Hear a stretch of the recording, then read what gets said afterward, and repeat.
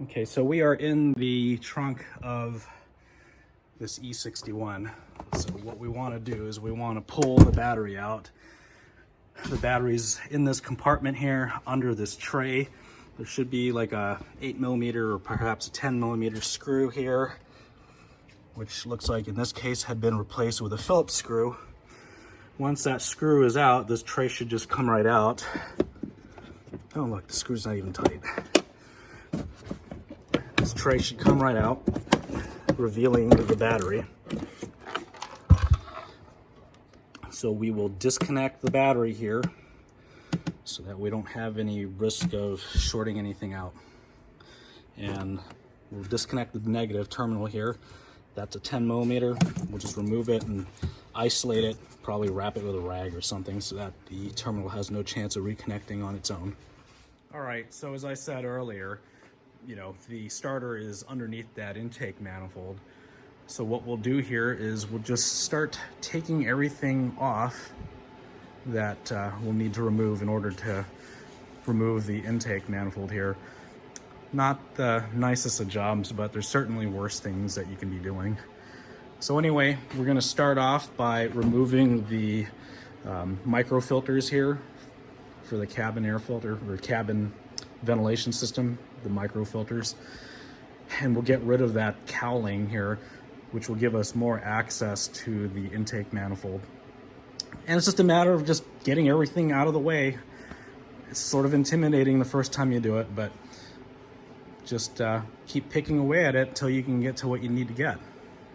Let's get started. All right, so first things first, we want to just unfasten the micro filter here. So as you can see here, I just used a screwdriver to pry that off.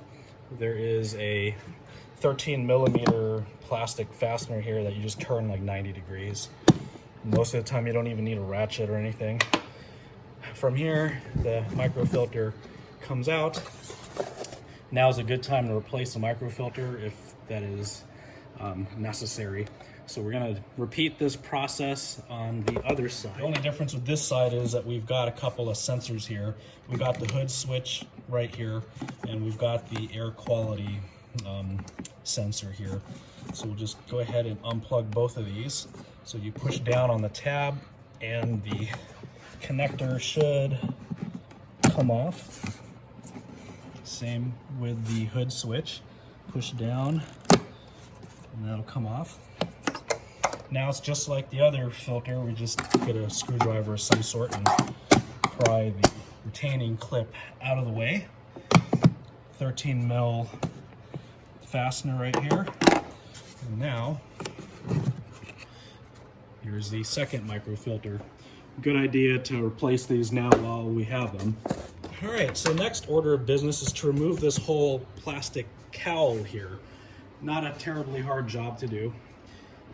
As you might have seen in my brake fluid video, we'll have to remove a couple of pieces to get this side out. So we'll start there.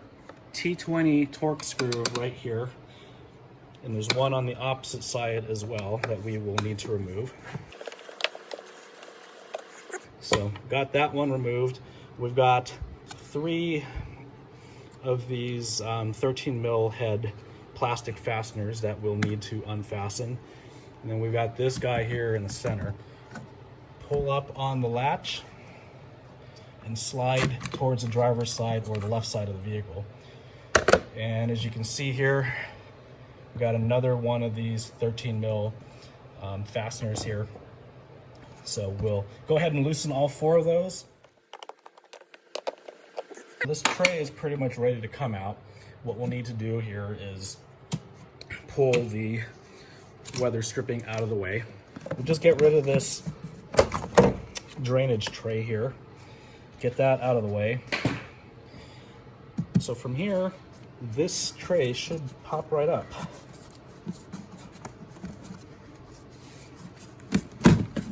Okay, so we'll pull up from the center and then pull it away from the fender, just like so. Again, we'll start by removing that T20 screw. Careful to not drop this in the engine compartment. You'll never find it if you do. pull the weather stripping away. And then just work on these 13 mil twist fasteners. And again, the tray here will need to be removed. We'll start from the center of the vehicle, pull up, and then pull it away from the fender. Now is a good time to clean all of this. What I like to do is I like to get rid of this strut bar here, just to make it a little bit easier. It's held in by 4 Torx fasteners. I'll get you the size here as soon as I get the tool. And that'll also get this wire harness cover thing out of our way. It's a T45 fastener, so we'll go ahead and zip all these screws off. There's 4 of them.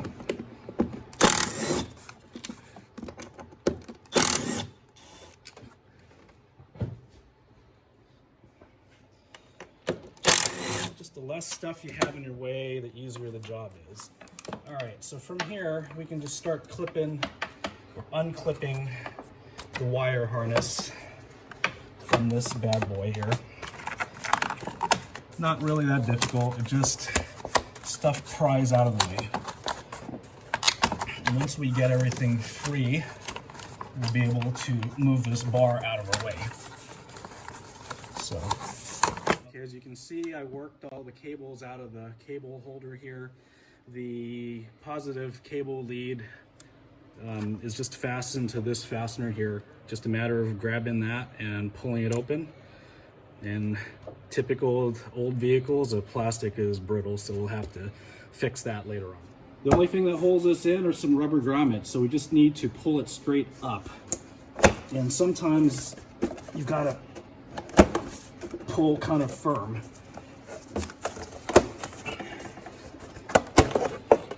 Okay, so these are the rubber grommets that hold this cover on.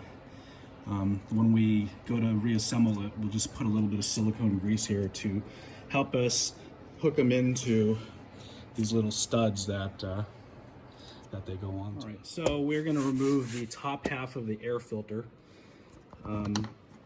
There's a couple of things that you need to keep in mind here. So we got the clips here that hold the top half of the box securely to, or secures it to the bottom half. We also have the mass airflow sensor here, as well as a hose clamp. So what we'll do here is we'll just loosen this hose clamp, I don't know, a little bit, until we're convinced that the hose clamp is loose enough. Now, these vehicles are old. As you can see, I've already broken one plastic piece. We'll use a little hook tool on this mass airflow sensor wire. As you can see here, I've pulled the retaining clip up.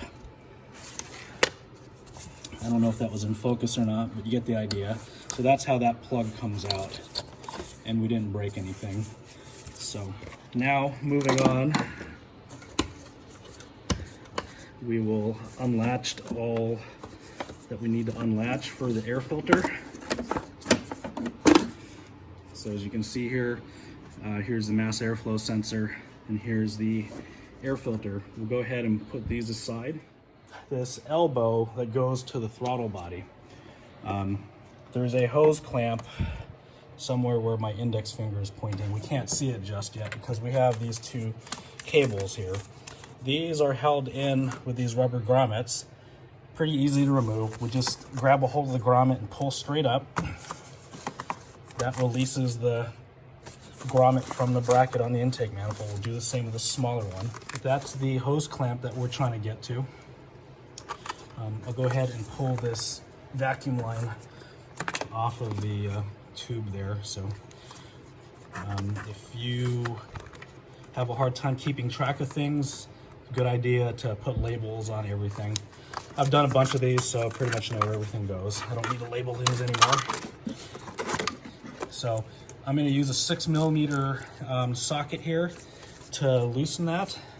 So once that's loose, we should be able to pull, pretty much be able to pull this elbow off of the intake manifold. Next order of business is just to take this vacuum line off of this air silencer here.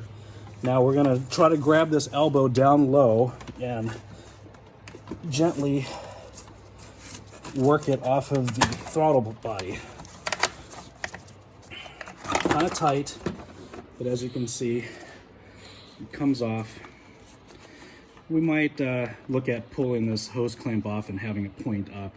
Maybe it'll be easier to get to that way. Anyway, that's off. So now we just need to start unplugging more and more stuff here. We got the cable here for the throttle butterfly. It's all electronic on these, so we need to get this disconnected. There is a release clip right here where my thumb is. You just push it and then the whole connector should just come right out. And we just got a bunch of miscellaneous other connectors that we just need to either unplug or just get out of our way. Easy one here to show you for right now is the MAP sensor, Manifold Absolute Pressure Sensor. There's a release tab right here, push it, pull, comes right out. So, another thing is this jump start lead. We'll unclip it from the intake manifold and just try to get it out of the way. So as you can see here, it just kind of unclips from this metal clip where my middle finger is. So we're just going to try to tie up as much of this stuff away from the intake manifold here.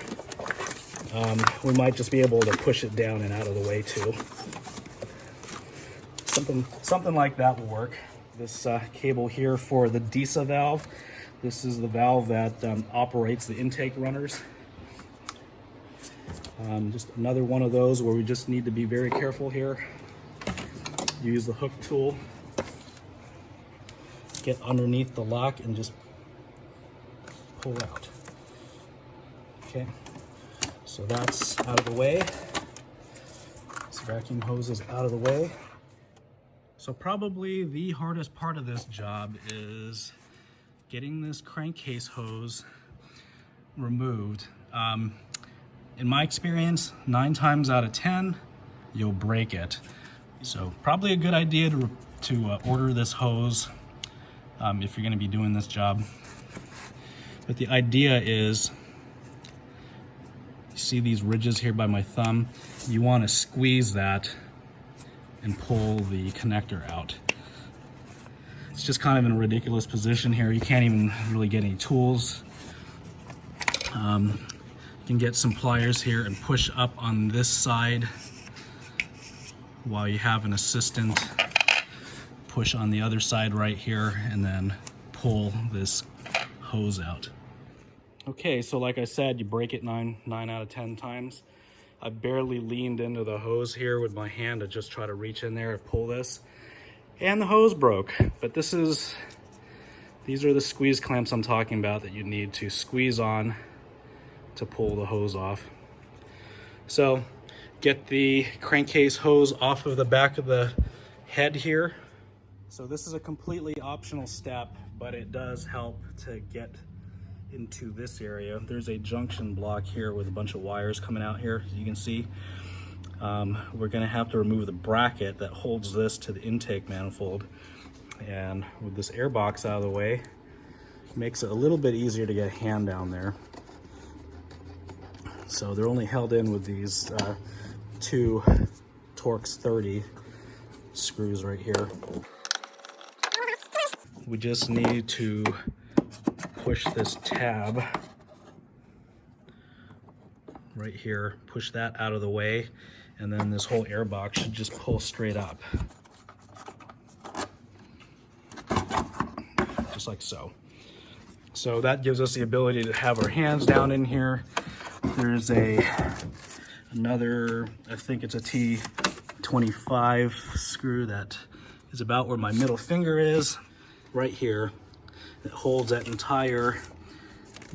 this entire junction block here to the intake manifold. So there's one here and there's one towards the rear.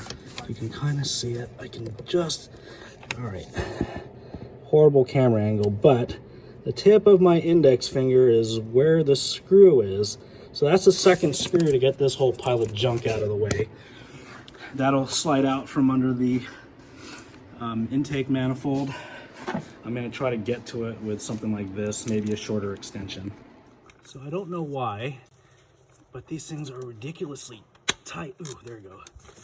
Once you break them free, once you hear that snap, you can take the ratchet off of the extension and just use your fingers to get the screw out. You can see here I've got this junction block finally unbolted from the intake. That'll give us some space to move some more wires once we get the intake manifold lifted off of the block here. So battery's disconnected. We, want to make sure that that's been done so that we don't have the fuel pump coming on accident. Next order of business is to remove this high pressure fuel fitting. The way this works is just a quick disconnect. You'll need to push this plastic piece in towards the coupler. While that's pushed in, you can kind of push towards the fitting with this plastic doohickey pushed in. That releases the coupler, and in one swift motion you pull everything out of the way. You want to have rags on, you want to have safety glasses and the whole 9 yards, and it's probably a good idea to remove this T25 or T27 screw here so that the hose has more ability to move. Okay, so again, there's a possibility that there's some high pressure fuel here. Take precautions, don't have any sources of ignition anywhere. Safety glasses, get a rag here. So what I've got here is a trim panel tool. As you can see, it fits very nicely here. So what I'm going to do is I'm going to use that to push that plastic lock tab into the connector here. And of course, it's not working as it normally does. There we go. As you can see, that pretty much just released itself. All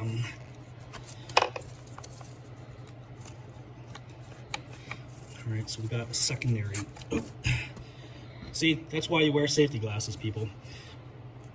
What happened here is the fuel rail got in the way of this fitting.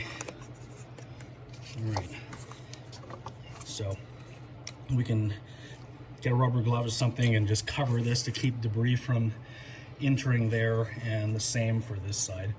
Okay, we're getting closer now. We want to remove all of these 11mm nuts and bolts that hold the intake manifold on. Again, be careful to not drop anything. That'll get the intake manifold loose from the cylinder head, which will then allow us to remove some additional electrical connectors and such. There's a oil pressure switch here. You just want to unplug it just to give you more access to that 11mm bolt. All right, so not all of these N52 engines have this bracket here for the fuel rail. If you do have the bracket, there's a couple of bolts that are right through these holes here that you can see with my fingers. 10mm, those things also hold the fuel rail on, so just be cognizant of that. And that bracket gets out of the way. One thing else that I will note, before you break this seal off the cylinder head here, blow all the debris out just to minimize how much crap goes into the engine. So we got rid of those 10mm bolts here, got a magnet to pull them out, and now this thing just kind of hooks around the fuel rail. So it's on the fuel rail like this, kind of want to hook it out. Next order of business is now we can break the seal, the intake seal from the cylinder head. As you can see here, we've already broken it free. Now we just need to, well, actually we'll push this back into the cylinder head. We'll move this wire harness back on top here, because what needs to happen is once we get the intake out, we need to push it towards the firewall. So we're just trying to make as much room as possible here. So what happens is now we push it towards the firewall, cantilever it back up this way, and now that gives us the opportunity to unplug anything else that is keeping us from getting this intake manifold off. There's this hose here that goes to the side of the where the throttle body hooks in. This is the hose that is used to purge the gas tank fumes. Purge hose, I guess you want to call it. It's got a similar connector as the oil breather hose in the back there, the stupid plastic ones that you gotta push the tabs in to release the plastic hose. The other things that need to come out is the electrical connector for this other diesel valve, this electrical connector for the little heater for the crankcase ventilation. So again, pull it with a hook, this lock tab, and that should come out. And then same with this guy.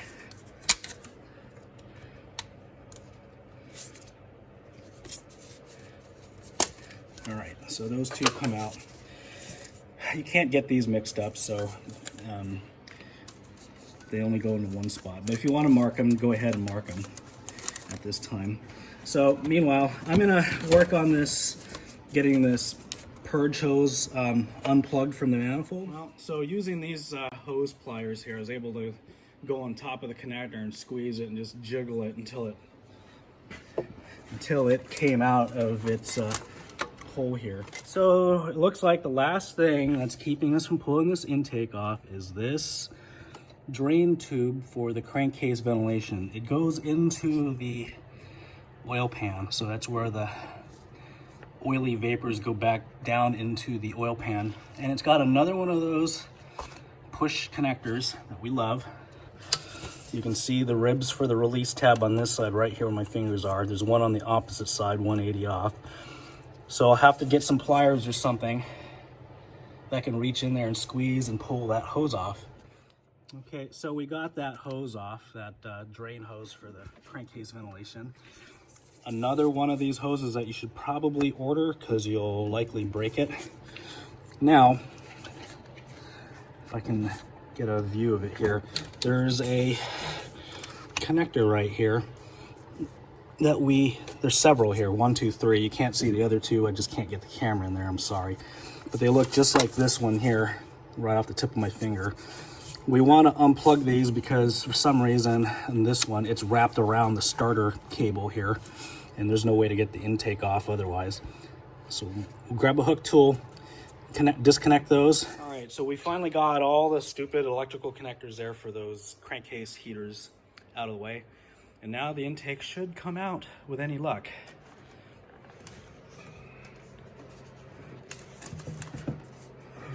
Ta-da! All right, I've got to have hoses on order, so what I did here is I just put tape over the intake holes here on the head just to keep anything from falling in while we're waiting on parts. Meanwhile, we will remove this starter. There is a 13mm nut here. There's this wire here that comes off. This is when you hit the start button, this is what gets power. Move that aside. And we have a couple of E14 bolts that hold the starter on right here, and one in the very back here, which is facing the wrong way. So I'm gonna work on getting this one off real quick. So the hard part is this bolt right here on top of the bell housing, okay? Not everyone has an E14 wrench. So you can use one of these spline wrenches is what I like to use. You can put it over here. So 11mm spline. And we can get it loose.